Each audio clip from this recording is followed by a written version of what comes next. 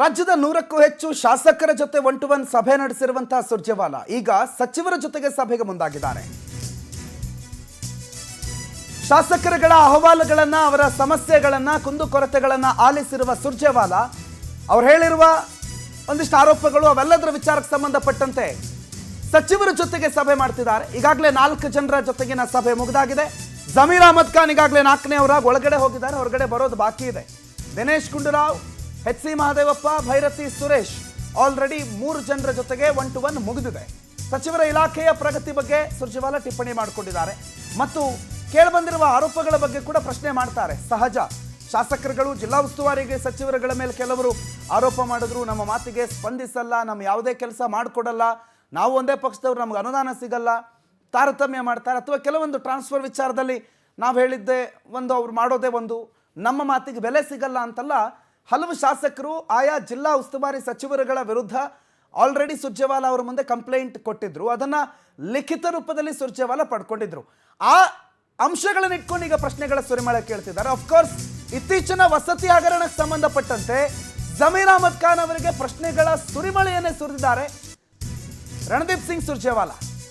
ಶಾಸಕರ ಅಸಮಾಧಾನ ವಿಚಾರವನ್ನ ಸುರ್ಜೇವಾಲಾ ಪ್ರಸ್ತಾಪ ಮಾಡಿದ್ರು. ಶಾಸಕರ ಸಿಟ್ಟಿ ಕಾರಣ ಏನು, ನೀವ್ಯಾಕೆ ಅವ್ರಿಗೆ ಸಿಗೋದೇ ಇಲ್ವಂತೆ, ವಸತಿ ನಿಗಮ ಹಂಚಿಕೆ ಆರೋಪ ಬಂತಲ್ಲ ಯಾಕದು ಅಂತ ಪ್ರಶ್ನೆ ಮಾಡಿದ್ದಾರೆ. ಬಿ ಆರ್ ಪಾಟೀಲ್ ಹೇಳಿದ್ರಲ್ಲ ನಿಮ್ಮ ಇಲಾಖೆ ಮೇಲೆ, ಯಾಕೆ ಅವ್ರು ಹೆಂಗೆ ಹೇಳಿದ್ರು, ಅವರೊಬ್ಬರೇ ಅಷ್ಟೇ ಅಲ್ಲ, ಬಳ್ಳಾರಿ ಹಲವು ಶಾಸಕರ ಆರೋಪ ಇದೆ, ಇಲ್ಲಿವರೆಗೆ ಎಷ್ಟು ಮನೆಗಳನ್ನು ಹಂಚಿಕೆ ಮಾಡಿದ್ದೀರಿ ಅಂತ ಪ್ರಶ್ನೆ ಮಾಡಿದ್ರು.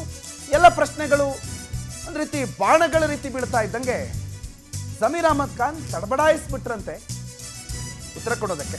ಉತ್ತರ ಇಲ್ಲ ಅಂತಲ್ಲ, ಸಹಜವಾಗೇ ಆಲ್ ಆಫ್ ಅ ಸಡನ್ ಇದಿಷ್ಟು ನಿಮ್ಮ ಮೇಲೆ ಆರೋಪ ಇದೆ, ನಿಮ್ಮ ಮೇಲೆಲ್ಲ ದೂರಿದೆ, ನಿಮಗೆ ಇಷ್ಟು ಜನ ಶಾಸಕರು ನಿಮ್ಮ ವಿರುದ್ಧ ದೂರು ಕೊಟ್ಟಿದ್ದಾರೆ, ಅದು ಇದು ಅಂತಂದಾಗ ಎಂಥವ್ರಿಗಾದ್ರೂ ಒಂದ್ಸಲ ಶಾಕ್ ಆಗುತ್ತೆ. ಮಾಡಿಲ್ಲ ಅಂದ್ರೆ ಇವತ್ತು ರಿವಾರ್ಡ್ ಕೊಡೋದ್ರ ಏನು ಕೊಟ್ರು, ಈಗ ಬರ್ತಾರೆ ಕೇಳ್ಕೊಳ್ಳಿ ಅವರೇ. ಈಗ ಸುರ್ಜೇವಾಲಾ ಅವ್ರು ಬರ್ತಾರೆ ಕೆಳಗಡೆ,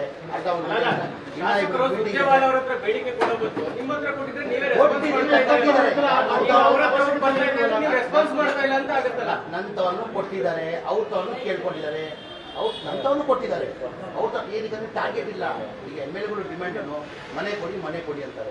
2 ವರ್ಷದಿಂದ ಹೊಸ ಟಾರ್ಗೆಟ್ ಯಾವುದೂ ಕೊಟ್ಟಿಲ್ಲ. ಹಿಂದಿನ ಸರ್ಕಾರ ಬಿಜೆಪಿನಲ್ಲೂ ಹೊಸ ಟಾರ್ಗೆಟ್ ಕೊಟ್ಟಿಲ್ಲ. ಕಾರಣ ಅಂದರೆ ಈ ಬಾರಿ ಮುಖ್ಯಮಂತ್ರಿಗಳು ಈ ವರ್ಷ 3 ಲಕ್ಷ ಮನೆ ಟಾರ್ಗೆಟ್ ಕೊಡ್ತೀನಿ ಅಂದಿದ್ದು. ತಮಗೆಲ್ಲ ಗೊತ್ತೇ ಇದ್ದಂಗೆ 2013 ಹಿಡ್ಕೊಂಡು 2015ವರೆಗೂ ಸಿದ್ದರಾಮಯ್ಯ ಅವರು ಮುಖ್ಯಮಂತ್ರಿ ಇರುವಾಗ 14,58,000 ಬಸ್ಸು ಅಂಬೇಡ್ಕರ್ ವಾಜ್ಪೇಯಿಯಲ್ಲಿ ಕೊಟ್ಟಿದ್ರು. ಅದಾದಮೇಲೆ ಯಾವ ಸಮ್ಮಿಶ್ರ ಸರ್ಕಾರ ಬಂದು ಒಂದು ಮನೆ ಕೊಟ್ಟಿಲ್ಲ, ಬಿಜೆಪಿ ಸರ್ಕಾರ ಬಂದು ಮನೆ ಕೊಟ್ಟಿಲ್ಲ.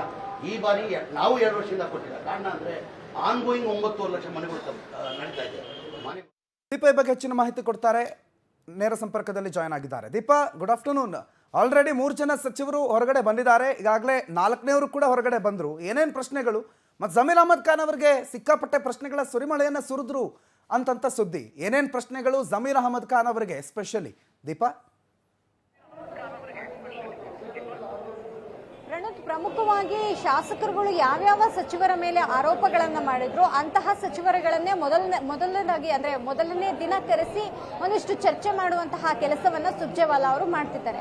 ಪ್ರಮುಖವಾಗಿ ಭೈರತಿ ಸುರೇಶ್ ಮೇಲೂ ಕೂಡ ದೊಡ್ಡ ಮಟ್ಟಿನ ಆರೋಪಗಳು ಕೇಳಿ ಬಂದಿತ್ತು, ಸರಿಯಾಗಿ ಸ್ಪಂದಿಸ್ತಿಲ್ಲ, ಕೈಗೆ ಸಿಕ್ತಿಲ್ಲ ಅನ್ನುವಂತಹದ್ದು.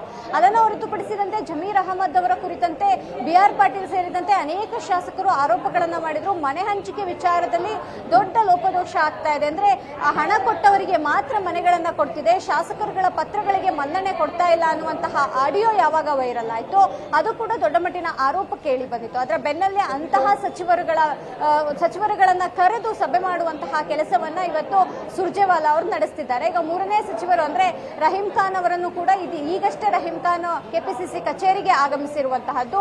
ಅವರ ವಿರುದ್ಧವೂ ಕೂಡ ಒಂದಿಷ್ಟು ಆರೋಪ, ಅಂದ್ರೆ ಸರಿಯಾಗಿ ಸಚಿವರುಗಳು ಕೈಗೆ ಸಿಕ್ತಿಲ್ಲ, ನಮ್ಮ ಮಾತುಗಳನ್ನ ಕೇಳ್ತಿಲ್ಲ ಅನ್ನುವಂತಹದ್ದು. ಉಸ್ತುವಾರಿ ಯಾವ ಕ್ಷೇತ್ರದ ಅಂದ್ರೆ ಜಿಲ್ಲೆಯಲ್ಲಿದ್ದಾರೆ ಆ ಜಿಲ್ಲಾ ಶಾಸಕರುಗಳು ಒಂದಿಷ್ಟು ಆರೋಪಗಳನ್ನ ಮಾಡಿದ್ರು. ಇದೆಲ್ಲದರ ನಡುವೆ ಇದೀಗ ಸುರ್ಜೇವಾಲಾ ಅವರು ನಡೆಸ್ತಾ ಇರುವಂತಹ ಈ ಒಂದು ಸಭೆ ಏನಿದೆ ಸಾಕಷ್ಟು ಮಹತ್ವವನ್ನ ಸಹಜವಾಗಿ ಪಡೆದುಕೊಂಡಿದೆ. ಯಾಕಂದ್ರೆ ಒಂದು ಕಡೆ ಸಚಿವ ಸಂಪುಟ ಅನ್ನುವಂತಹದ್ದು ಮೌಲ್ಯಮಾಪನಕ್ಕೆ ಇದು ಕೂಡ ಮಹತ್ವದ ಮೀಟಿಂಗ್ ಆಗುತ್ತೆ.